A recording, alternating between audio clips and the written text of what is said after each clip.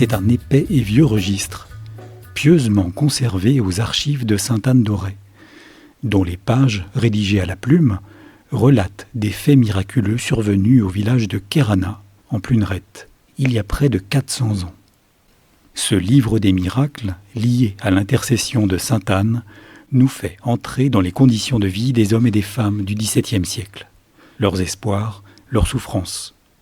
Ouvrons-le à la page 276.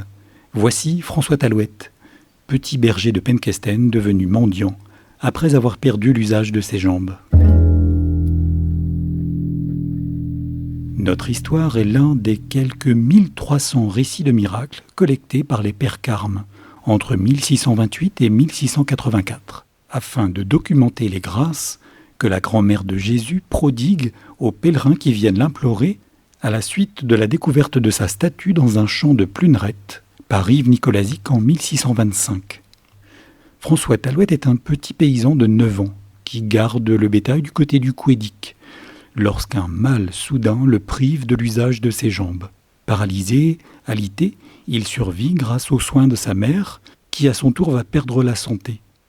Acculé par la misère, il quitte Inzinzac pour la ville d'Hennebon, vive d'aumônes, d'aide de l'hôpital de la ville et des efforts, vains, d'un chirurgien, le sieur de Saint-Giron.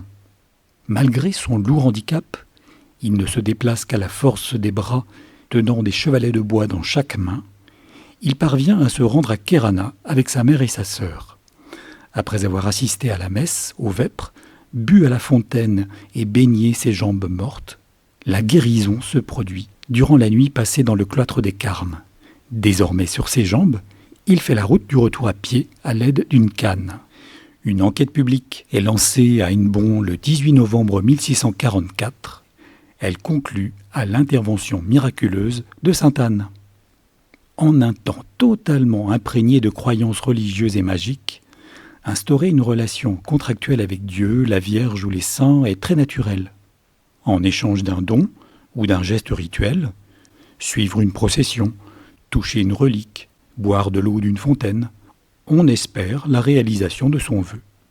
Dans ce contexte, le miracle est vu par tous, le journalier d'Inzinzac, le bourgeois de Rennes ou la reine de France, comme le signe tangible et direct des forces surnaturelles à l'œuvre, partout et à chaque instant.